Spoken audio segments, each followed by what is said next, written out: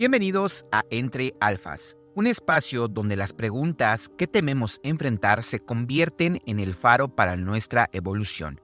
Aquí no solo escuchamos historias, escuchamos verdades, verdades que resuenan, que sanan y despiertan en nosotros esa chispa de cambio que tanto buscamos. En esta tercera temporada es un viaje hacia el núcleo de quiénes somos. Nos adentramos en el poder del contexto, en la danza entre nuestras luces y sombras, en los rituales que nos devuelven la fortaleza olvidada. Exploraremos el arte de transformar la oscuridad en crecimiento, el valor de reinventarse y el poder de sanar nuestras raíces. Prepárate para un encuentro con lo más esencial de ti. Cada episodio es una puerta hacia un nuevo despertar, un recordatorio que en las profundidades de cada desafío yace la oportunidad de renacer. Aquí no hay máscaras, solo realidades compartidas y caminos que entrelazamos en la búsqueda de nuestro mejor yo. Porque en Entre Alfas no caminamos solos. En cada palabra, en cada historia, te acompañamos hacia una versión más auténtica de ti mismo. Así es que acomódate, estamos a punto de comenzar. Y el día de hoy estoy sumamente emocionado porque tengo como invitado a un hermanito, el cual nos conocimos justo en el gimnasio. Les voy a contar brevemente la historia de cómo fue. Son de esos días donde pues te nace meditar, te nace conectar con tu respiración, y yo estaba en el gimnasio terminando mi rutina y pues me dieron ganas de sentarme y meditar, ¿no? Entonces me dice este brother: ¿estás meditando, verdad? Y yo decía, sí, o sea, terminé y todo eso, y fue como que unas recomendaciones, conectamos, o sea, realmente me sorprendió mucho cómo es el contacto que nos dimos. Realmente fue algo muy natural, y bueno, pues a partir de ese momento, pues la amistad ha ido forjándose, ha ido creciendo, y pues hemos ido compartiendo mucha experiencia, ¿no?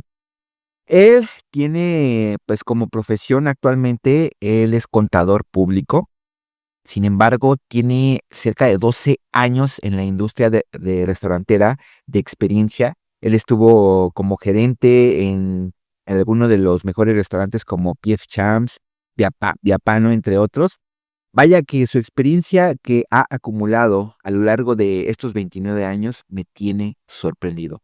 Y por si fuera poco, él tiene tiene esta habilidad también de conectarse con todo este sentido de la espiritualidad, porque desde a muy corta edad, desde que inclusive nació, pues su familia ha estado sumergida en todos estos ámbitos, ¿no? Entonces hoy vamos a estar descubriendo, vamos a estar hurgando sus pensamientos, emociones, de nada más y nada menos que del gran Jesús Alam Ramírez Ramírez. Mi hermanito, bienvenido y muchas gracias por aceptar esta invitación. Un gusto, no, al contrario de ti, un agradecimiento por invitarme. Yo creo que la vida nos conectó por algo. Bien lo mencionas hace un momento que platicábamos. La vida nos conectó por algo, y yo también soy fiel creyente de que nos conectamos con las almas que somos iguales. Exactamente, mi hermano. Y quiero comenzar esta charla preguntándote, ¿qué significa para ti el haber crecido en una familia con una herencia espiritual tan fuerte? Y bueno, pues liderada por tu abuelo, que me comentas que es o fue chamán, ¿no? Entonces, ¿cómo fue este significado para ti? ¿Qué crees? Que yo me encuentro en una bipolaridad de ambas familias, ¿no? Por el lado paterno, mi abuelo, siendo chamán, nos enseñaba mucho de esta parte de las energías, ¿no? Yo recuerdo mucho que él vendía postres en el mercado de San Carmelito en Garibaldi, y yo iba a visitarlo mucho, y él se la pasaba leyendo libros de metafísica, los cuales a mí me llamaban mucho la atención porque desde chiquito yo leía. Mi mamá, por un lado, también le gustan mucho esta parte de las energías, pero a mi papá no. Contrariamente, no eran en ese aspecto muy compatibles. Pero mi mamá, recuerdo que cuando éramos chicos, teníamos así como se sentía la mala vibra del hogar, ¿sabes? Ya sabes que de repente peleas entre la familia, se disgustan o cosas así. Y mi mamá me decía mucho: siéntate, por favor, cierra los ojos, imagina cosas buenas, haz una pantalla. Creo que en algún momento te comenté esta parte de que cuando tú acomodas, tus pensamientos, la vida te los pone, ¿no? Pero me decía: haz una pantalla, ¿no? Arma así como si estuvieras viendo una televisión, y pon solo imágenes buenas de cosas que quieras que nos pasen, ¿no? O que estén sucediendo, ¿no? Que se arreglen los problemas o cuestiones así, ¿no? Y desde ahí me hacía o me empezaba a inducir en el proceso de la meditación, porque siendo sinceros, por ahí empezamos. Me empezaba a tomar el tiempo, yo creo que de, de conocerme a mí mismo, ¿sabes? Cuando a mí la instrucción por parte de familia materna indica que debo de seguir una religión, este, pues me meten en esta parte del catecismo, lo que, pues sí, lo que pregona la Iglesia Católica, ¿no? Claro. Y empiezo yo a generar como muchas dudas acerca del porqué de muchas cuestiones, ¿no? Y entonces decidí explorar o indagar un poquito más yo en los libros que veía de mi abuelito, ¿no? Empecé a leerlos, él me empezó a explicar qué era lo que veían la gente, cómo se sentían las personas, y te estoy hablando de que eso ya tenía 6, 7 años, y él me explicaba cómo era que lo sentía. De hecho, él me contaba cómo ver el aura de las personas y cómo es que lo había desarrollado. Wow. De tan aburrido que estaba sentado en su puesto. Te empezaba a contar historias. Y bueno, aquí viene una parte importante.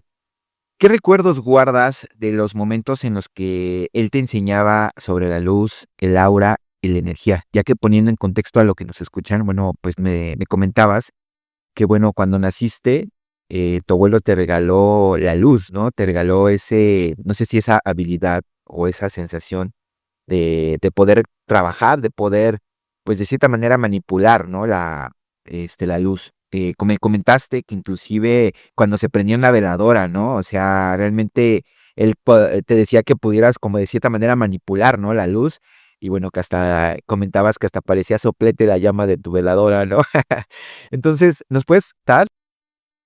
Claro, mira, era chistoso porque cuando alguien nacía de la familia, algún nieto, él solía prender una vela y preguntar cuál iba a ser su destino, ¿no? Él no preguntaba otra cosa. Él solamente ¿cómo se llama? Se ponía en manos de su gran maestro. Nunca supe quién era, pero hoy en día creo conocerlo. Este, él solamente decía, tú que eres mi gran maestro, dime por favor cómo va a ser su vida, ¿no? Y para todos nos prendió una vela dosis. Y recuerda, y él me contaba mucho que mi vela, la flama empezó a sopletear, o sea, como si le hubieran puesto petróleo o gas, no sé, empezaba a sopletear la veladora, precisamente porque dice, él va a estar bien, ¿no? O sea, a él lo van a cuidar, él viene protegido y por algo trae mucha luz, ¿no? Entonces mi abuelo en ese momento fue y me bendijo como él sabía hacerlo. Realmente yo nunca tuve presencia en ese tipo de bendiciones porque no dejaba entrar a nadie, solo era él, el bebé y la mamá. No había nadie más, ¿no? O sea, incluso cuando mis primas tuvieron a sus bebés fue exactamente lo mismo. Pero algo que yo recuerdo mucho que sentía era una conexión muy afín con él. Era una persona que lamentablemente por cuestiones yo no me pude despedir de él, pero recuerdo mucho que él fue a despedirse de todos y cada uno de nosotros en un sueño. Se apareció un día antes de fallecer. De hecho, yo en mi sueño recuerdo perfectamente que yo le dije, llegó y me dijo, ya me voy, mano. Porque mano era así como su frase, ¿no? Ya me voy, mano. Cuídate mucho, cuida mucho a tu bebé, échale muchas ganas, cúmpleme lo que me prometiste y nos veremos luego. Y yo, no, chale, ¿cómo te vas a ir? O sea, él estaba hospitalizado y yo le dije, mañana mismo te voy a ir a ver, tenemos que platicar, no te puedes ir así. Y me dijo, no vas a llegar. Me dijo, bueno, vas a llegar, pero ya no me vas a encontrar. Y yo me quedé así como de, ¿cómo? Y ya, recuerdo que desperté y al día siguiente, justamente cuando yo pedí permiso para salir del trabajo para ir a verlo y llegar a la guardia de la tarde, en ese momento me marca mi papá y me dice, ya se fue. Y fue muy gracioso porque sí llegué, pero justamente después. Wow, mi hermano. Increíble historia. Ya que no, nos cuentas esto, ¿dónde fue que creciste y qué tipo de educación recibiste? Yo crecí con la familia de mi mamá. Ahí hay una parte también chistosa, ¿sabes? La descendencia mágica la traemos en ambos lados. Mis familiares son de Tlaxcala. Casi todos han sido de allá, pero ellos cuentan mucho las historias de las brujas y de los nahuales. Y uno de los tíos o hermanos de mi abuelita, que en paz descanse, decían que era nahual. Yo no recuerdo mucho esa cosa, ¿sabes? Recuerdo mucho que cuando yo era chico se casó mi tío, mi última tío, el más chico. Y a todos estábamos en la casa allí en Tlaxcala. Son como 3 casas juntas, ¿no? Entonces estábamos en una nosotros y nos dijo mi abuelito, vamos rápido aquí atrás a comprar los refrescos y venimos. Y nos salimos y ya había un borracho tirado afuera de la casa. No se me olvida para nada el señor borracho afuera de la casa. Y me dice mi abuelo, no lo molestes, deja a tu tío, está borracho. Y yo, bueno, nos fuimos, compramos los refrescos y de regreso, no te miento, había un burro negro donde estaba el borracho. Y yo me quedé así como, ¿por qué no? Y me dijo, no lo veas, métete, no lo peles, tú métete. Pero a mí me causó mucho miedo, ¿sabes? No fue un miedo raro, fue un miedo intrigoso, ¿sabes? No sé si te ha pasado. Sí, sí, sí, como esa sensación en el estómago, en las manos, no sé de qué onda, ¿no? En el pecho, cuando empiezas así como a temblar de sin razón, pero no sientes miedo. Wow. ¿Y cuáles eran tus pasatiempos y hobbies cuando eras pequeño? Tengo, aquí hay un pequeño punto. Tengo TDA, TDAH. Y no me podía quedar quieto con muchas cosas. Cuando era muy chico, recuerdo que me la pasaba leyendo mucho, leí demasiados libros. Te puedo recomendar algunos libros que quiero que leas, que te van a ayudar muchísimo también en esta parte. No sé si conozcas al autor Lobsang Rampa. Suena. Lee el del tercer ojo, el hilo de plata, los grandes maestros, los maestros viejos. Son libros de un monje tibetano y su camino en la ascendencia en el budismo y la meditación.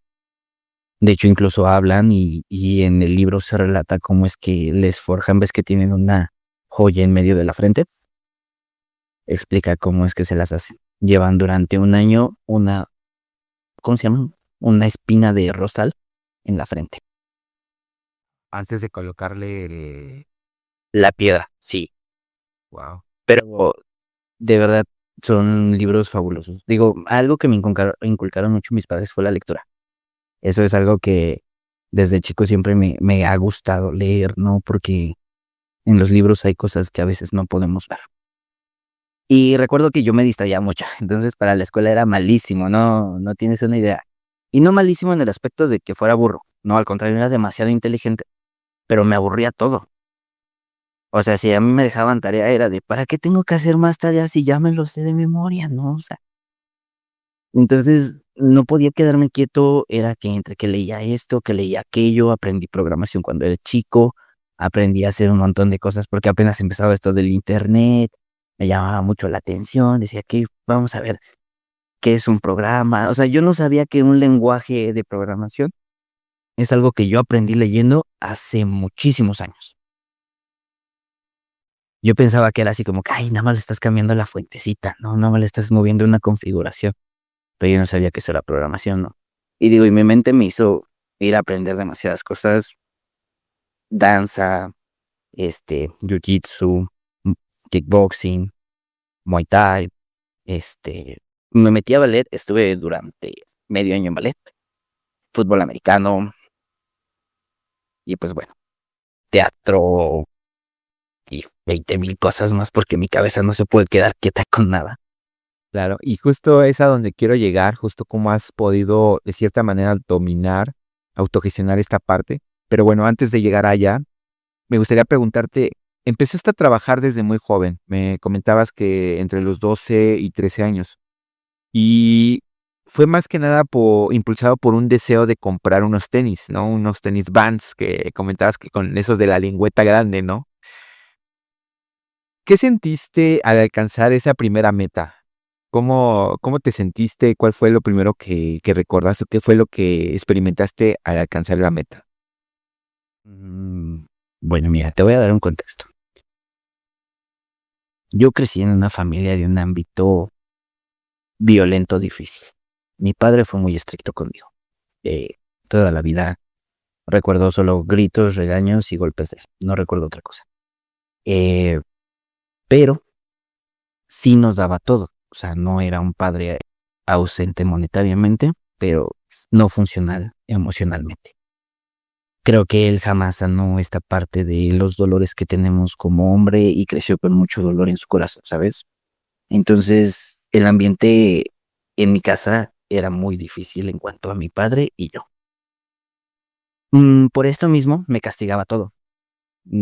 Recuerdo que hay una frase que tengo que confesarte que hoy en día me gusta mucho. Él me decía, es que eres un animal de costumbres. Y me dolía mucho de chico porque yo decía, es que no, o sea, no. Pero hoy en día agradezco haber sido un animal de costumbres. Porque me decía, es que si te quito esto, te acostumbras y haces otra cosa. Y si te quito otra cosa, te acostumbras y haces otra cosa. Y no corriges tu error. Te vale más de tu error y yo. Es que no es que me valga. Es que no puedo llorar por lo que ya hice. Y hoy en día agradezco mucho eso porque me hace adaptarme muy fácil a la situación en la que me encuentro. O sea, si estoy bajo estrés, me hace adaptarme de ese estrés y poder sobresalir con ello. Si ya no me siento a gusto en donde estoy, puedo cambiar sin ningún problema, sin miedo a volver a empezar, porque justamente me acostumbré a volver a empezar siempre desde cero. Entonces, pues en este contexto, mi papá pues se va de la casa, se aleja de la familia, se desresponsabiliza en el momento en el que sale de la casa. Y recuerdo que pues sí nos seguía comprando las cosas de la escuela sin problema, ¿no? Pero a mí me habían comprado unos Nike. De esos Nike que hoy en día uno desea para entrenar. Pero en ese momento eres niño, no te gusta, estás buscando otros gustos, ¿no? Y yo quería unos Vans de esas, de las lengüetas grandecillas que había mucho en ese momento. Y pues me dicen, mi tío, vente a trabajar con nosotros te echamos la mano de mesero. Y yo dije, órale, va. Cuando yo llegué a casa, yo no pensé en comprarme mis tenis, amigo. Me agarré y recuerdo que le di dinero a mi mamá y le dije, toma, ten, me gané esto, te doy la mitad. Mi mamá, no seas tonto. Y le dije, no, no te preocupes. Dije, no me des dinero para la escuela. Y no sé, desde ahí como que mi responsabilidad hacia mi familia se hizo muy presente. Quizá a lo mejor por la ausencia de mi padre, quizá porque veía a mi mamá en un hundimiento emocional muy feo, quizá porque veía a mi hermana indefensa y sola. No sé, me nació así como mucho la necesidad de cuidar a mi familia. Y te estoy hablando de que 6, 7 meses después pude comprarme esos tenis. Y no ganaba mal. Te juro que el primer día me llevé como 1,800 a mis 12 años. ¿Qué vas a hacer con tanto dinero? No sé. Y te estaba hablando de que eso fue en 2008, 2009. Pues el dinero era otra cosa, ¿no? Ah, Fíjate que ahorita lo que acabas de platicarnos me viene a la mente algo muy cierto y que yo considero, pues digamos que hoy en día muy importante, ¿no? Una vez me hicieron la pregunta, ¿cuál es la diferencia entre un niño y un hombre, ¿no? Y bueno, pues ya con la historia que nos cuentas, pues prácticamente es la responsabilidad, ¿no? Cuando tú ya te haces responsable de ti y de todos los que te rodean, realmente es cuando dejas de ser un niño y te conviertes en un hombre para poderte hacer cargo, ¿no? De todo lo que está a tu alrededor, ¿no? Entonces, la frase que a mí más me ha marcado y que he escuchado últimamente y que hoy en día la llevo como mi estandarte es: mi mayor superpoder es mi responsabilidad. Esa es la que más me encanta y digo, eso juega un papel importante porque es cuando te haces responsable de todo lo que te rodea, de todo lo que te pasa inclusive, o sea, dejas de jugar el papel de víctima y realmente empiezas a responder como deberías, ¿no?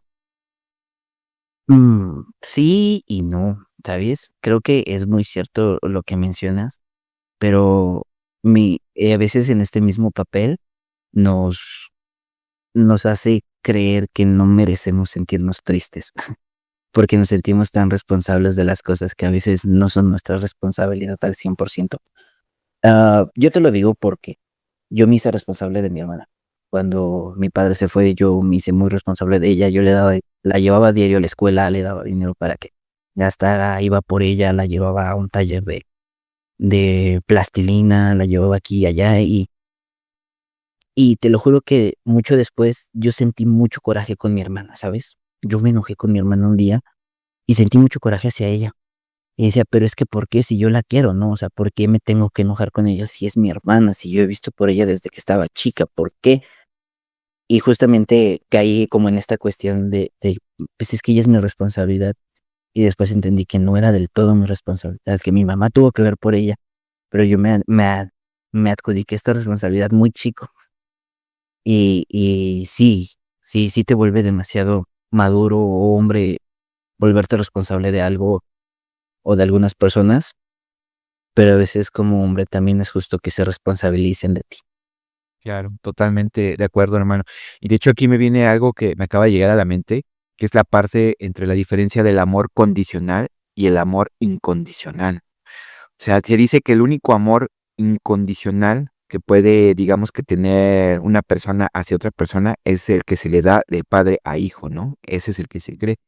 Ahora, cuando tú tienes un amor condicional, es realmente cuando sufre uno como persona, ¿no? Porque realmente cuando piensas de que, ay, no, pues yo le voy a dar a esta persona, pero realmente hay un trasfondo donde lo esperas no sé, con el hecho de que te quiera regresar algo a cambio o con el hecho de que te regrese algo a cambio, es ahí donde realmente sufre uno como persona, ¿no? Entonces, cuando tú aprendes a dar amor incondicionalmente, es cuando realmente, o sea, puede pasar vientos, tormentas, huracanes y todo lo que tú quieras, pero como tú lo hiciste desde el amor, porque tú eres amor y realmente eso es lo que te conecta, entonces yo creo que es ahí donde pues realmente no te afecta lo que haga la otra persona, ¿no? O sea, es como que algo que me vino ahorita a la mente para aterrizarlo. Toca el tema de la meditación. Me compartías que desde los 6 años, ¿no? Comenzaste con esta parte de la meditación, ¿no? De manera directa o indirecta, ¿no? ¿Qué impacto tuvo o qué impacto ha tenido tu forma de manejar los retos en la vida, todo gracias a esta parte de la meditación? ¿Crees que haya sido un impacto grande o realmente no marcó una gran diferencia? Es todo, es todo. La base de la magia está dentro de ti. Como bien dices, eres lo que prospectas hacia la gente. Puede ser amor, puede ser inteligencia, puede ser liderazgo, puede ser fuego, puede ser muchas cosas, pero todo está en ti. Yo creo que lo primero que aprendes cuando meditas es que, ay, perdón, es que, pues, en ti mismo vive esa energía que necesitas para crear, porque ni siquiera es como para hacerte bien la vida, ¿no? De hecho, puedes crear. Jacobo Greenberg habla mucho sobre esta parte de la meditación y de la latis y de redes neuronales y demás. Y es cierto que si llegas a ellas, y es cierto que si conoces esa sobreexperiencia. Dentro de la meditación después empecé a comprender lo que son los desdoblamientos astrales y después los viajes astrales como tal. Eh, y me han ayudado a comprender como muchísimo de los problemas que me rodean, ¿sabes? Siempre que tengo algún problema, me siento, yo no medito actualmente sentado, yo no puedo meditar sentado, mi meditación es muy activa. Tengo que caminar mucho para yo empezar a meditar conmigo mismo, porque también es un tipo de meditación que hoy en día es más funcional para muchas personas como yo que tenemos a lo mejor un trastorno de atención, pero siempre que tengo algún problema, empiezo a pensar, empiezo a pensar en ello, empiezo a pensar en mí, empiezo a pensar desde qué punto lo podría ver distinto, empiezo a analizar como 20,000 cosas que me pasen por la cabeza acerca de todos los problemas que me rodean y me ayuda como siempre a encontrar la respuesta correcta. Muchas veces dicen, si tienes la solución, hazlo. Si no la tienes, ¿para qué te aferras? Pero, pues a veces, aunque tengas la solución y lo hagas, no funciona porque el destino no es tu momento, ¿no? Dice Laura Esquivel que, pues no cruzamos a veces las líneas y los cables del tiempo en el momento exactos, pero podemos ponernos muy cerca de ellos para que sucedan las cosas como queremos. Y Brian L. Weiss menciona justo esta parte de la meditación para guiarte, como expandir tu proyectarte. No es expandir, es proyectarte. es mandar tu pensamiento en este momento a ese lugar en el que quieres estar. Las chicas hoy en día le llaman muchísimo, ¿cómo se llama? Decretar. Pero es que no existe ajá, vamos a decretar, es el rezar estéril, ciertamente, pero justo esta parte de que tú te proyectes ahí es porque la vida te lo va a dar. Y la meditación me ha hecho entender muchísimo esta parte, escucharme a mí mismo, escuchar lo que mi cabeza quiere decir y lo que estoy sintiendo. De hecho, incluso yo puedo ser muy sincero que a mí me gusta llorar. Me fascina meditar llorando. Es como la terapia más buena que puedo tener yo en el día. A veces todo el estrés que te carga en la cabeza, sentarte un rato, 5 minutos y echarte una lloradita y vámonos, como nuevos al día siguiente. Exactamente, hermano. Bueno, aquí me gustaría compartir una historia que hablaste de llorar y me conectó mucho. Creo que te la compartí en uno de esos días que estábamos charlando.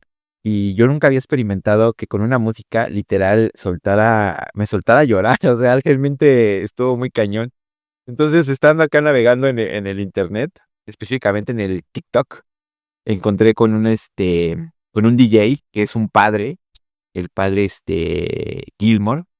Y pues ahora sí que él dice, o sea, que quiere, pues de cierta manera inspirar a los jóvenes, ¿no? A través de su música.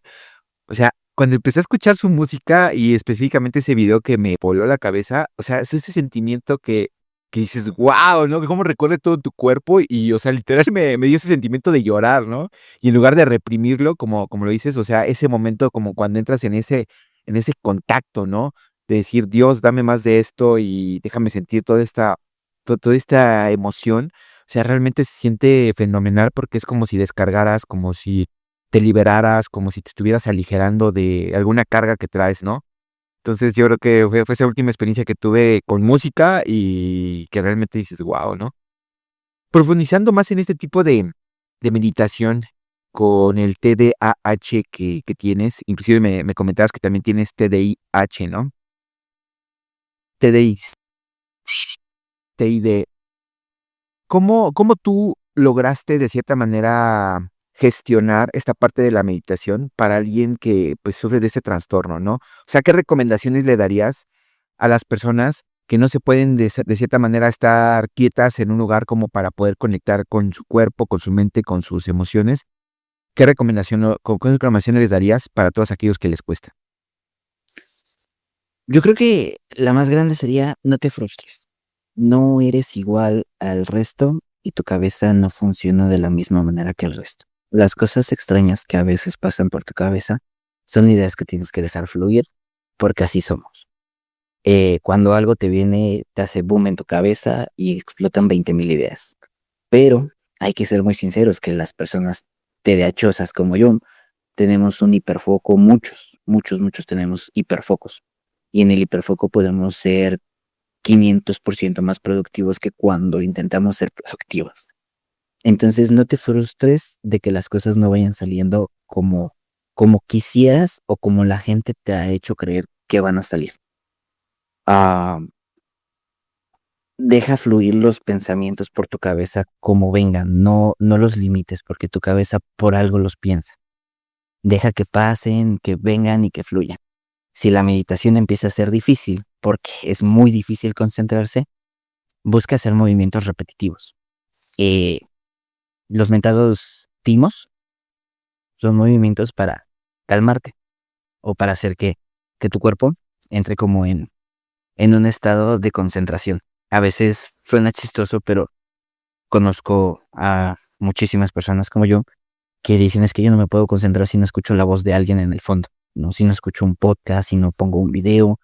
Y muchas veces unos dirían, es que no puedes estar haciendo eso porque no te vas a concentrar al 100%, pero no todos funcionamos de esa misma manera. Entonces, primordial, si tu cabeza te pide ese tipo de movimientos, de ruidos constantes, de sonidos, a lo mejor de distracciones, dáselas, dáselas. Deja que tu cabeza se distraiga como un niño, que se divierta con lo que tiene, pero no dejes de que deje de fluir los pensamientos. En un punto vas a empezar a darte cuenta que esos pensamientos empiezan a ser disociativos.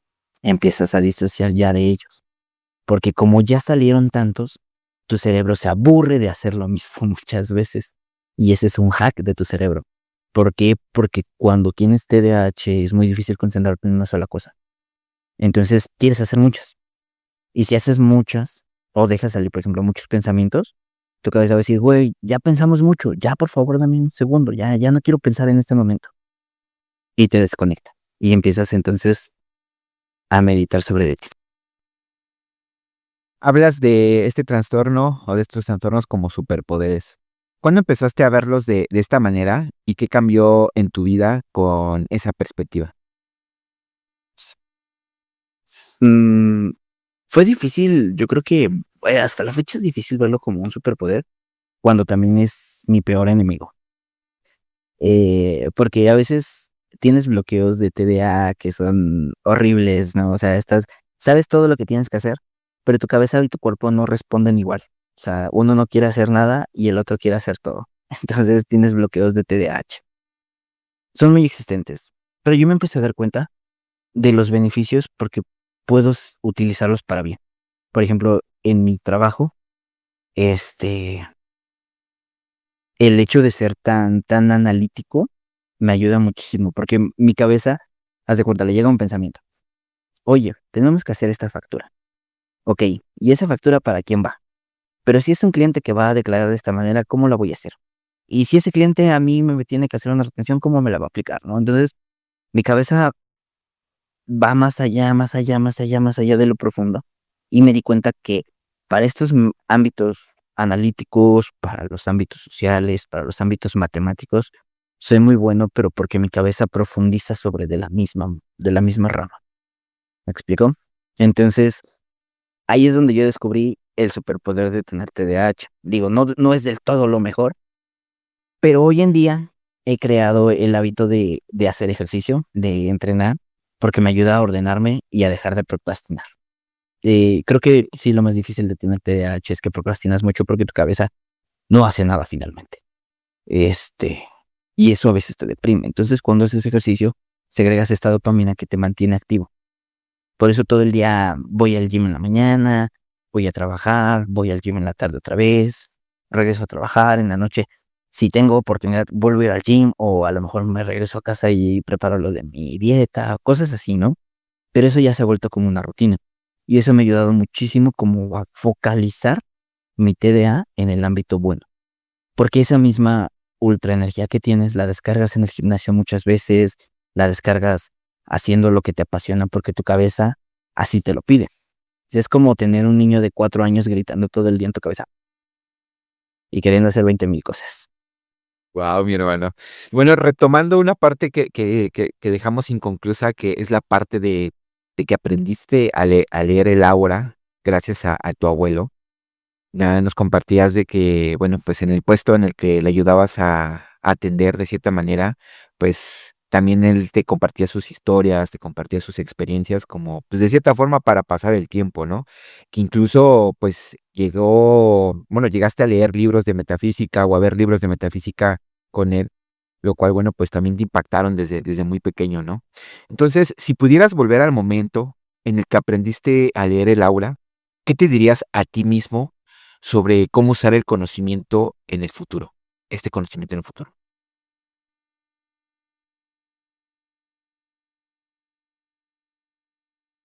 ¿Qué me diría yo?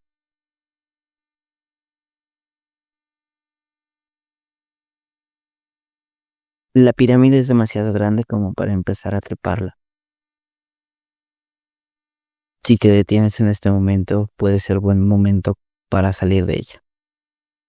Si no, es un camino que vas a tener que recorrer con mucha mente abierta.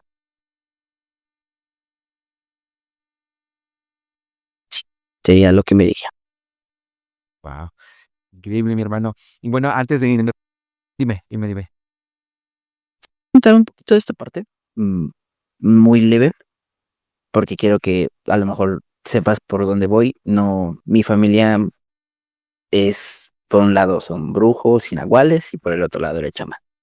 Pero él me lo dijo bien claro cuando yo empecé en este camino. Me dijo, es tu camino, tu ascendencia hacia la luz. Tú debes de encontrar lo bueno y lo malo. No todo lo malo es malo y no todo lo bueno es bueno.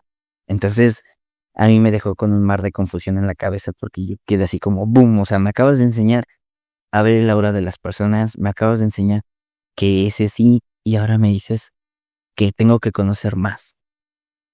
Profundicé no solamente en el chamanismo con él, profundicé en Palo Mayombe, en el satanismo teísta, incursioné también en magia vudú, magia wicana, magia arcana, magia de todos los estilos. Quise pasar por todo. A mí nadie me iba a venir a contar que era blanco y que era negro. ¿Recuerdas que hace un tiempo te dije, prueba con la magia caos? Investiga un poquito de la magia caos. Puede que te llame la atención. La magia caos, su principal base es que no tiene bases. Es tuya. Es lo que tu cabeza hace y crea en la realidad.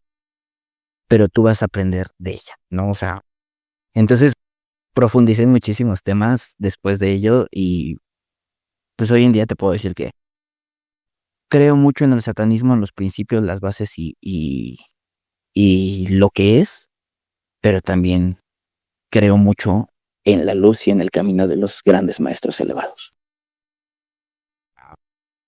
Increíble, mi hermano. Pasando a la segunda etapa de esta charla, y bueno, pues en esta primera parte yo creo que a muchos nos volaste la cabeza. Me gustaría profundizar en este tema de que estuviste 12 años en la industria restaurantera, ¿no? Inclusive desempeñaste papeles como gerente. Vaya, digamos que todo lo que has aprendido, lo que has desarrollado desde muy pequeño con tus tíos, que bueno, donde te ayudaban, digamos que de cierta manera, a darte trabajo en estos restaurantes. Me gustaría preguntarte qué te llevó a estudiar gastronomía y cómo influyó tu experiencia en restaurantes en esa decisión. O sea, ¿lo hiciste porque realmente fue un paso más en tu desarrollo o hubo algo más que te hizo o te inspiró a estudiar gastronomía? Originalmente yo quería estudiar artes plásticas. Quería estudiar diseño porque me gustaba mucho la pintura, el dibujo, el diseño y toda esa parte, ¿no? También las matemáticas me llamaban mucho la atención. Pero, pues en el contexto que te conté de mi familia, no tenían mucha fe en mí. Entonces ellos me dijeron, estudia lo más fácil, vete por una carrera sencilla. Y yo, puta, ¿qué será sencillo, no? Entonces, pues yo cocinaba desde muy chiquito porque hay una pequeña parte de mi familia que, pues mi abuelita, que en paz descanse, le gustaba dar amor cocinándonos. Entonces yo crecí con ella, yo crecí a su lado, yo la veía hacer de comer. Ella me enseñó a cocinar básicamente. Entonces ahí estaba presente mi amor por la cocina, ¿sabes? En ese momento fue cuando yo dije, ¿qué más podría hacer? O sea, si quiero replicar todo esto que siento emocionalmente, ¿qué podría hacer? Y entonces le dije, quiero estudiar gastronomía, quiero crear platillos, quiero crear pues sabores, quiero crear. Digo, y pues no me vas a dejar estudiar artes plásticas, ¿no? Entonces de la mano, pues yo decía, cuando creas un platillo es como si hubieras creado una obra de arte. Seguramente tiene que ser igual. Y pues me metí a estudiar primeramente en un CONALEP en alimentos y bebidas porque mi familia no tenía mucha fe en mí. Entonces dijeron, pues mira, ahí sales con carrera técnica y ya con eso quedaste, ¿no? Y yo, bueno. Y pues me quedé con casi un examen perfecto para entrar a la preparatoria en ese CONALEP. Recuerdo que mi papá me habló ese mismo día y me dijo, es que eres un idiota, ¿por qué dejaste esa decisión? Y yo, porque tú no crees en mí tampoco. Entonces, yo empecé a estudiar eso, terminé de estudiar ahí, y por mí yo ya vivía solo. Ya me había ido a vivir solo a mis 18, 19 años, y dije, pues quiero seguir estudiando, ¿no? Entonces, ¿qué voy a hacer? Pues vamos a meternos a gastronomía. Y entré en el CIAC, Centro Integral de Artes Culinarias. Estuve, pues ahí. Ok. Y aunque no concluiste la licenciatura, que inclusive estuviste a nada de terminarla, ¿qué aprendizajes importantes sacaste de esos años estudiando, pues, gastronomía, ¿no? En el CIAC. Te digo, me fascina mucho cocinar. Hoy en día es mi manera de demostrarle amor a mi familia. Yo hago las cenas de Navidad, las de Año Nuevo, hablando de las fechas. Me dedico mucho a esta parte también de, pues no sé, o sea, alimentar a todos los que quiero porque me gusta mucho darles de comer. Creo que lo que más aprendí de ello es como manejar los sabores, manejar muchísimo la conexión entre sabor y gusto con las emociones. No sé si alguna vez has probado un sensorama, ¿no? Un sensorama es como meterte en un cuarto donde todos tus sentidos están bloqueados y empiezas con el sentido del gusto, con el sentido del olfato y te van dando pequeñas cosas que hacen que tus sentidos se activen, pero en un punto muerto y ciego. Y lo cual, pues, me gusta mucho esta parte de que la comida te transmita algo, de que la comida también te haga sentir ese amor, ¿no? Creo que lo que más aprendí fue la parte de la comida nutricional. Me gusta mucho la comida mediterránea, me gustan mucho las bases de la cocina, china, así como decir, ay, aprendí, cocina mexicana fija, panadería, sé hacer pasteles y panadería. De hecho, me gusta hacer muchos panecitos chiquillos. Algún día te llevaré alguno para que tengas el gusto de probarlos. Gracias. Y no sé, yo creo que sí, de ahí de todo nació a partir de mi abuelita. Y hoy en día lo replico mucho en esta parte de haberlo estudiado, porque pues sí me gustaba. Me gusta mucho el cocinar. Pero pues ya te conté que es bien difícil escalar en ese ámbito y pues no, nunca iba a llegar a donde quería llegar. Ok. Trabajaste más de una década en restaurantes. ¿Qué te enseñó en esta etapa sobre la disciplina y la creatividad? Yo, es feo decirlo, pero me enseñó mucho la manipulación social. Aprender a tratar a las personas, aprender a hablar con ellas, aprender a guiarlas por el camino, ¿no? Recuerdo que empezar como mesero era fabuloso porque tú podías hacer que la persona se interesara por lo primero que tú le vendieras.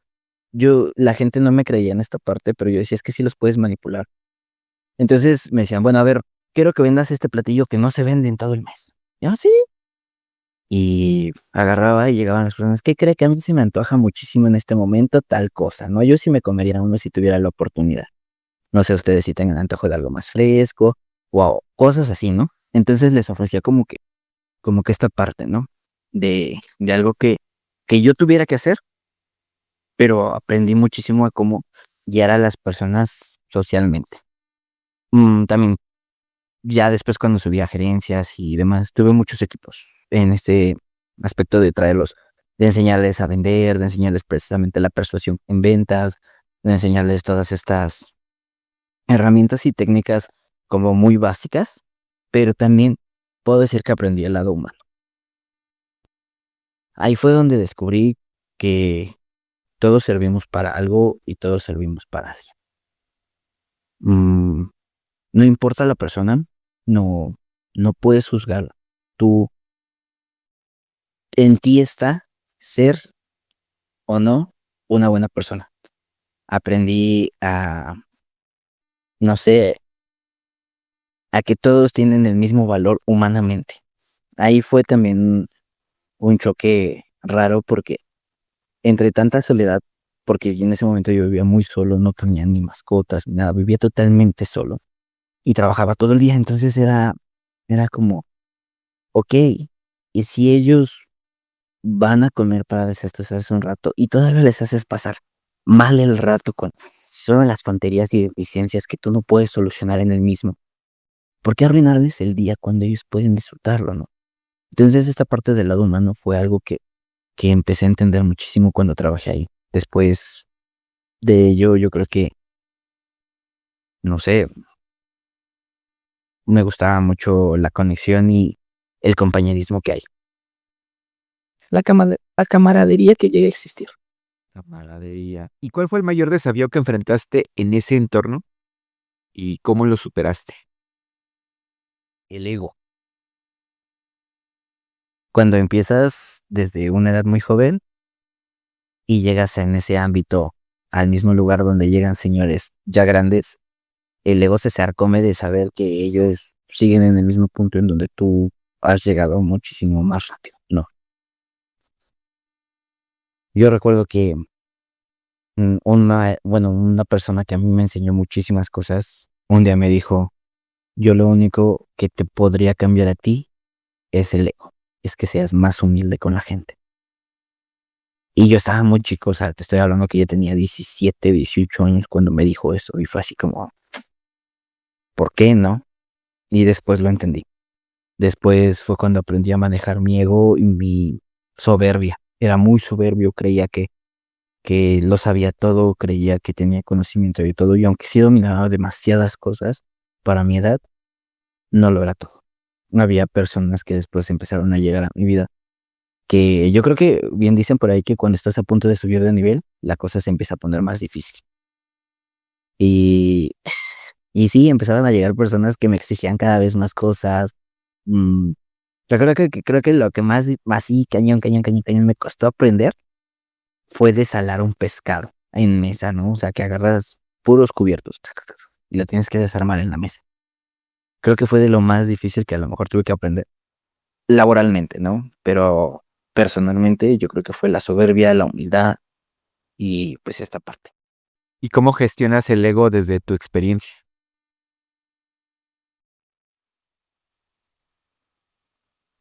Ya no existe. Mira, mm, te he contado y te he confesado que también he utilizado sustancias psicotrópicas para el repliegue de mi mente, ¿no?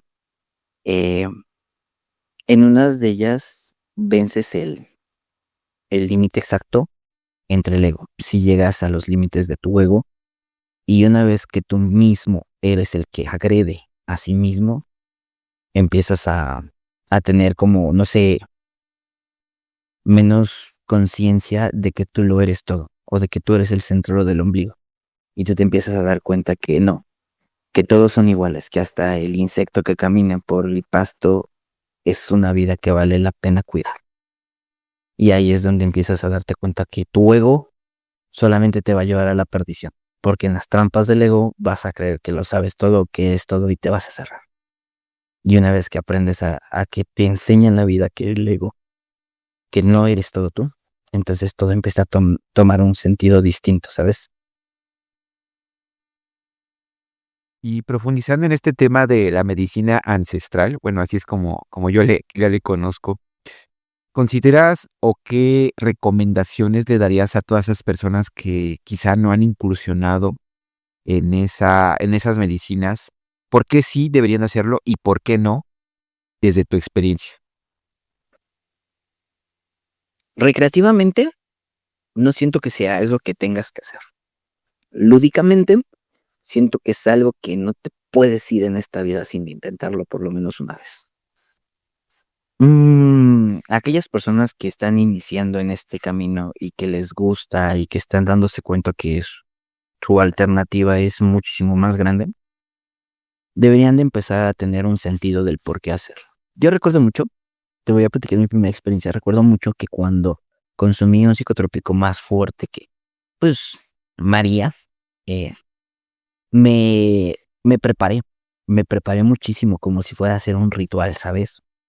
Recuerdo que limpié el cuarto, me bañé, comí muy bien, me cambié, me puse, recuerdo que un karategui blanco que me gustaba mucho, eh, me puse lo más cómodo que te pudieras imaginar. Tenía todo limpio, todo estaba bien, ya había comido, estaba cerrado el cuarto, ya había ido al baño, ya no me preocupaba otra cosa, ¿sabes? Me lo comí y fue una lucha contra mí mismo fea y fatal. Dicen muchos que cuando consumes por primera vez no te puedes ver en un espejo porque tus, tu cara se deforma, porque empiezas a ver facetas y caras que tú no reconoces de ti mismo. Y hasta que empiezas a aceptarlas, va a ser en el momento en el que tu cerebro esté tranquilo contigo. Y, y sí, las primeras veces fue horrible y eran viajes muy feos hasta que empecé a comprenderme a mí mismo, a escucharme. Gracias a ello me hizo dejar muchas otras cosas que no eran buenas para mi vida. O sea, por ejemplo, yo recuerdo que fumaba mucho en ese momento. Me hizo dejar el cigarro, me hizo dejar muchas cosas malas que hacía a lo mejor en ese momento hacia mi persona, ¿no? Como no comer bien, como no cuidarme, como nada de eso, ¿no? Y me hizo empezar a abrirme como esta parte de empezar a aceptarme, empezar a aceptar lo que yo era, quién yo era y que lo que tenía en las manos era lo mío y lo demás no lo podía controlar. Entonces, aquellas personas que están iniciando en esto, por favor, solamente yo desde mi punto de vista más abierto les podría decir, no se enfrasquen como que es algo que va a solucionar todo, porque eso no es verdad. Cuando lo vayan a hacer, háganlo con todo el respeto hacia su persona y hacia la sustancia, porque el karma es muy fuerte y te puede castigar con un muy mal viaje. Entonces, si lo van a hacer, sean muy conscientes de las consecuencias, de las reacciones anormales en el cuerpo y también sean conscientes de las señales de alarma. Todos, en todo momento, dense el tiempo de desintoxicarse. No digo que no lo hagan, solo que se tomen el tiempo de también prevenir daños mayores. Y justo ahorita que me venías contando esto, me vino a la mente de que, o sea, en un mal viaje, o sea, sí corres el riesgo, ¿no? De, pues de cierta manera, perder la vida, ¿no? Entonces, por decirlo de alguna manera, tú recomiendas que si tienen esa curiosidad de hacerlo, o sea, que realmente lo hagan con un acompañamiento de alguien que los lleve por un buen proceso, ¿no? Porque, bueno, intuyo y por lo que me cuentas, tú lo hiciste, digamos que solo, ¿no? O sea, realmente a como te iba dando todo lo que habías leído, todo el entendimiento, pero ¿crees que haya habido una diferencia en que alguien te ayudara en el acompañamiento? ¿O realmente ese proceso que tú le hiciste fue por decisión propia o porque no tenías a alguien que te acompañara en ese proceso de, pues digamos que de llevarte a la boca esos nootrópicos? ¿Te acuerdas del Chale? Te platiqué de él, mi abuelito. Justo la primera vez que consumí fue después de que regresé de enterrarlo. Necesitaba hablar con él. Yo sabía que ese tipo de sustancias sí te elevan en ese grado de poder conectar en ese punto. Pero, no sé, necesitaba hablar con él, necesitaba acercarme hacia él, fue lo que me guió y me indujo. Yo siento que sí. Hoy en día yo te puedo decir que tengo amigos a los cuales he guiado, pero tengo que ser muy sincero, no convido con nadie. Y no por el aspecto de ser envidioso, ¿no? Sino que yo no quiero responsabilizarme de que algo malo les pase. Entonces, si muchas veces vamos a una fiesta y a lo mejor, pues, yo en vez de tomar alcohol prefiero fumar y se me acercan, dame, no puedo, bro. O sea, no es por payaso, no es por mame. Y si sé que fumas, sí, sin problema, ¿no? Pero si veo que es tu primera vez, no, jamás me voy a tentar yo a decirte, órale, dale. ¿Por qué? Porque no es mi labor guiarte en ese camino. Si tú no quieres entrar en ese camino. Entonces, si tú quieres, tú lo buscas, tú dices, sí quiero experimentarlo, sí quiero saber qué es. Primero necesito que exista una conexión entre esta persona y yo. Porque cualquier persona puede ser a lo mejor el que te cuide, pero no cualquiera el que te guía. Debes de tener, yo creo que una conexión muy afín con esa persona para que sepas que aunque sea el peor momento en el que te vea con la menor cantidad de sentidos activos, no te va a juzgar, porque sabe que te está cuidando.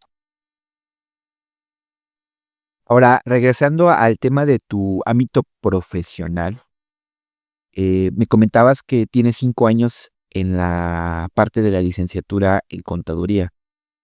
¿Qué te motivó a realizar este cambio hacia esta nueva rama, pues digamos que de cierta manera diferente? Ya nos decías que, bueno, desde muy chico te gustaban las matemáticas, o sea, realmente, pues sí te tenías como que esa curiosidad, ¿no? Por incursionar esta parte. Pero, ¿qué te motivó realmente a realizar este cambio y darle rumbo a tu vida hacia la contaduría? Perdí a la persona que más amé. No una pareja sentimental, perdí a mi abuelita. Eh, Me hizo decepcionarme de la vida, me hizo perder la fe en todo, me hizo decepcionarme de todo lo existente, ¿sabes? Fui y recuerdo mucho que fui y que se lamenté a Dios en una iglesia y le dije, es que ¿por qué lo hiciste, no? O sea, ¿por qué lo haces? Yo creyendo que existía en ese momento en la iglesia, ¿no? Porque ella me había enseñado eso. Y, y cuando perdí la fe en todo, cuando perdí la fe en mí, cuando perdí todo de mí, llegué al hoyo más profundo que pude haber tocado. Y en ese momento dije, no puedo quedarme aquí, no por mí, por ella, porque ella no le hubiera gustado verme así, aun ahora que ya no está. Entonces, tengo que hacerlo, aunque ya no esté conmigo, es por ella, pero porque ella no me quisiera ver mal. Y pues hice todo, ¿no? Empecé a como reacomodar mi vida, empecé a escombrar, empecé a limpiar mis cosas, empecé a limpiar todo de mí otra vez, mi energía, todo, todo, todo, todo, porque me hundí. O sea, me hundí en una depresión horrible, horrible, horrible, horrible. Y, y en ese momento dije, ¿qué más puedo hacer por mí? ¿Qué más puedo hacer por mí? Y dije, tengo que estudiar. Ya no puedo estar trabajando de lunes a domingo, ¿no? O sea, un día de descanso a la semana no me es suficiente, no estoy este, viviendo el tiempo suficiente con mi hijo, porque yo tengo un hijo que actualmente tiene 12 años, es un adolescente. Fui padre muy joven también. Yo creo que por este ámbito de buscar más y más y más y más, me adelanté demasiado a mi situación. Eh, y él, pues, él es mi mayor fortaleza actualmente. Yo creo que con él quiero construir lo que yo no pude tener cuando fui joven. Quiero que él sea un hombre seguro, que él diario escuche que alguien está orgulloso de él, que tenga esa conexión conmigo como yo no la pude tener con mi padre, que sepa que conmigo tiene un amigo y que es normal sentir y llorar.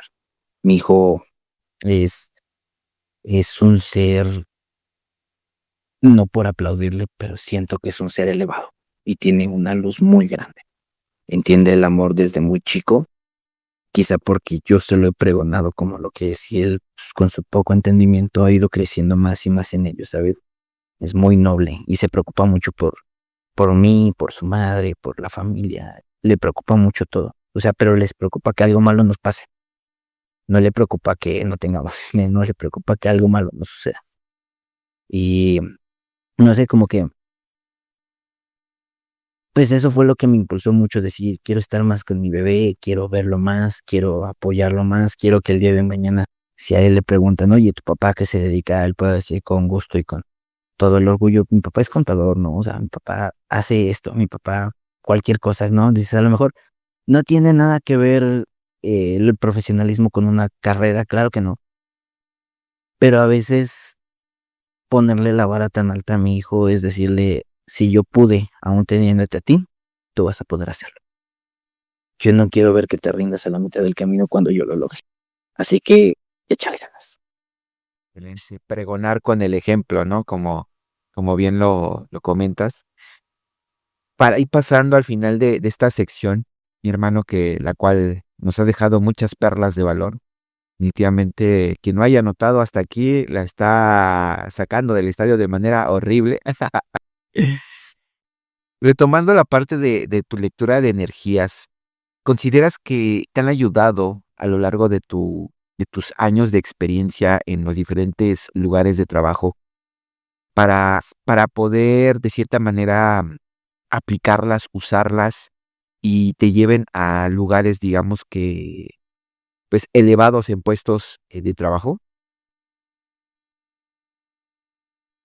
Sí, sí, bastante. Yo creo que el hecho de conocer la energía me hace que la gente confíe en mí muchas veces. Actualmente yo trabajo en un corporativo, eh, pero también tengo clientes externos que confían hoy en día a ojos ciegos en mí, ¿no? Y eso me ha ayudado que, pues, esta parte de que, no sé, leas la energía de la gente y sepas cómo se sienten en ese momento, te ayuda mucho a la manera en que te diriges con ellos, ¿no? Muchas veces tú vas con un abogado y el abogado es muy serio, ¿no? Te habla de la misma manera si tú eres doña Cuquita sufriente o eres don Chalino huevos azules, ¿no? O sea, le vas a dar igual y te va a hablar de la misma manera y yo siento que no, que debes de tener como cierta diferencia entre las personas, ¿no? Tengo una empresa que llevo actualmente contable pero es una señora que la que me habla y a veces te pide cosas bien locas, ¿no? Pero ella es una señora grande. ¿Y cómo la vas a tratar mal? Y decirle, no, señora, está usted mal, ¿no? O sea, a ver, creo que no nos estamos entendiendo. Écheme una llamadita y le explico más a fondo, ¿no? Y procura ser un poco más humano. Esta parte de la lectura de energías para ascender, aún no la aplico porque no creo que sea benéfico apoyarte de tu conocimiento. El destino te pone pruebas. Eres agua y como agua vienes y te vas, ¿no? Entonces, no puedes a lo mejor tú poner un dique y decir, pues yo soy agua y quiero ir para allá. No, o sea, venimos a aprender. Pero sí me ha ayudado mucho de que si en algún momento ya no se sienten a gusto conmigo, es mejor volar. Ahora, estábamos hablando fuera de grabación de lo importante que es como hombres trabajar en nuestra salud mental, emocional, para vivir una vida integral mucho más plena, ¿no? Entonces, de acuerdo a todas tus etapas por las que has pasado, por todas tus experiencias, todas las vivencias y experiencias que has tenido, ¿qué recomendaciones le darías a todos esos hombres que hoy por hoy quizá pues tienen ese estigma, ¿no? Por ejemplo, por decirlo de alguna manera, de hablar de sus emociones, incluso de no ir con algún especialista, llámese psicólogo, psiquiatra, como para poder abrirse de cierta manera y bueno, poder, pues yo lo veo de esta manera, ¿no? Un ejemplo muy claro es el hecho de que somos como un AliExpress, ¿no? Si el AliExpress va acumulando todas esas energías, todos esos resentimientos, ira, todo ese enojo, pues va a llegar a un punto donde pues va a explotar, ¿no? Como una AliExpress. Entonces, ¿tú qué recomendaciones le darías a todos aquellos que quizá pues les está costando, ¿no? Abrirse emocionalmente, mentalmente para hablar de estos temas y que de cierta manera les ayude como a empezar a dar el primer paso, ¿no? A esa salud mental que yo creo que es pues un bien común que buscamos para todos los hombres, ¿no? En este espacio. Yo creo que algo que a mí me ha marcado mucho en eso que mencionas es la siguiente frase. Llorar no es ser débil. A veces crecemos con el estigma como hombres que no podemos llorar. De hecho, hay una canción muy famosa de The Cure que se llama Boys Don't Cry, que dice meramente, ¿por qué no llorarías, no, si estás perdiendo a alguien que quieres? Yo creo que a veces nos cerramos tanto a creer que no nos duelen las cosas. La gente y la educación micromachista o muy machista que existe en México, de decir los hombres no lloran. Hay muchas canciones que hablan de eso, dicen que los hombres no deben llorar por una mujer que los ha tratado mal, todos lo sabemos, ¿no? Pero yo creo que el primer paso es no juzgarte a ti mismo por lo que estás sintiendo. Eres humano y ciertamente es una energía que cambia todo el tiempo. El ser débil no te hace débil, diría Ralph el Demoledor, ser malo no es malo. Si eso me hace bueno, voy a ser el mejor malo. Ser débil no es malo. Eso no hace débil a nadie. Llorar y sufrir por las cosas no te hace débil. Yo creo que revolcarte en tu miseria sí te hace débil. Tienes que dejar de sufrir tú solo para empezar a sufrir con la gente que te escucha. Porque no te pueden juzgar por las batallas que tú mismo sabes que estás librando. Pero el hecho de no sacarlo te puede matar, te puede llevar a lo que comentábamos, ¿no? La desvivisión como persona, puede llevarte a lugares donde a lo mejor no quieres ir, ¿no? Porque muchas veces los casos de violencia son generados por estrés, por personas que no saben tolerarlo, ¿no? Y hay una frase que hace rato te iba a mencionar. eh, Hace poco la leí y me dio mucha tristeza leerla, ¿sabes? Me causó mucho pesar porque decía, las mujeres y los niños son amados incondicionalmente, pero los hombres únicamente son amados por su capacidad de proveer.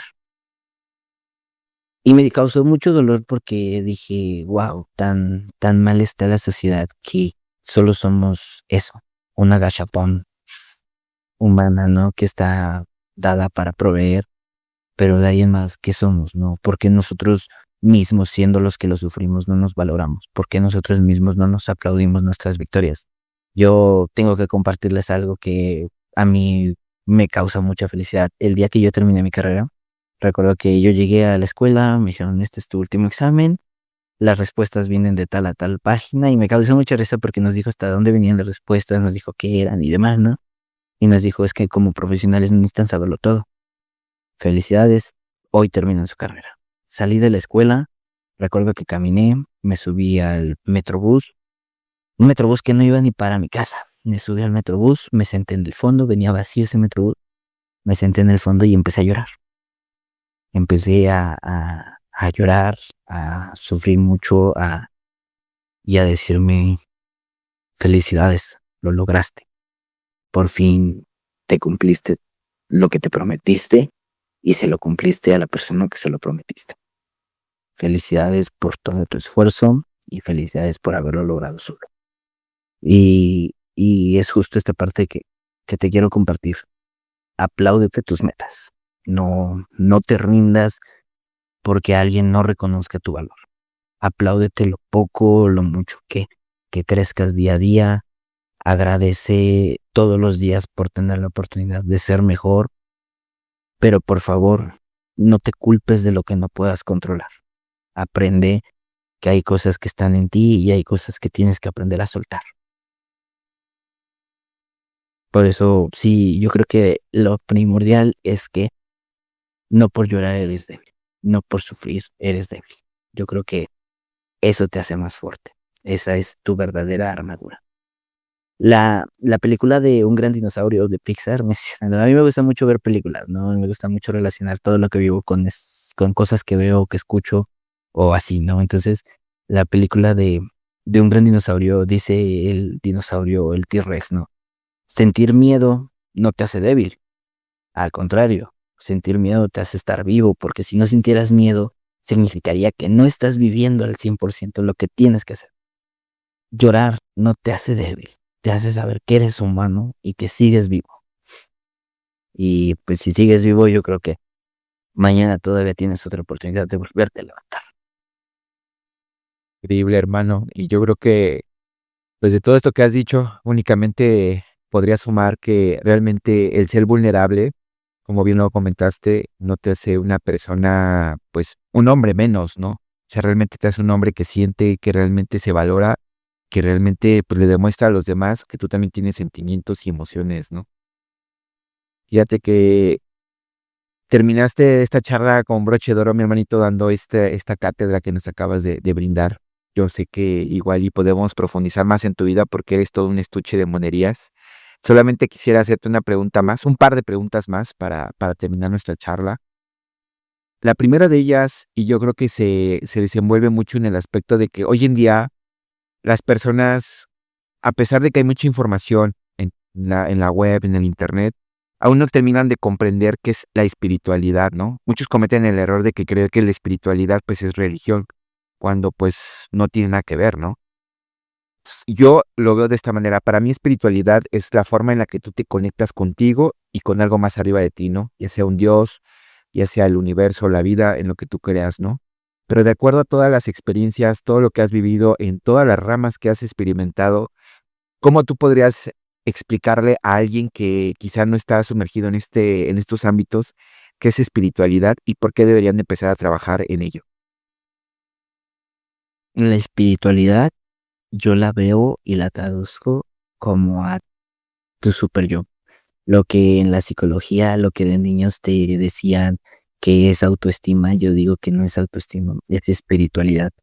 Vienes a esta vida a alimentar tu espíritu de todo lo bueno y todo lo malo que te rodea, a llenarte de aprendizajes, porque finalmente yo siempre lo he pensado así. ¿Qué soy? ¿Qué soy? ¿No? O sea, soy piel, soy músculo, soy huesos, soy carne. ¿Qué soy? ¿No? O sea, soy pelo. ¿Qué soy? ¿No? Finalmente si me arranco la cabeza y mi cerebro es lo que queda todo que es, ¿no? Parece un alien. Pero después de todo lo vivido me he dado cuenta que solo somos un envase y nuestro espíritu es la esencia que vamos a dejar en esta vida. Es con lo que se van a quedar todos de nosotros en esta vida. Porque pues yo puedo decir que mi abuelito era de espíritu muy grande, ¿no? Cosas grandes que me dejó en esta vida y pues él trabajó durante su espiritualidad, durante todo este tiempo, durante este crecimiento. Él hizo crecer mucho su espíritu que a mí me inspiró tanto yo poder crecer. Siento que la espiritualidad es eso, es tú mismo, es tu super yo, es la manera en que te ves, es la manera en que te percibes, tu energía propia. Si no cuidas de ti, ¿quién va a cuidar de ti, no? Ahora, para finalizar, quiero darte una frase y que me cuentes qué es lo que viene a tu mente tras escucharla. Una persona que te valora nunca se pondría en una posición para perderte.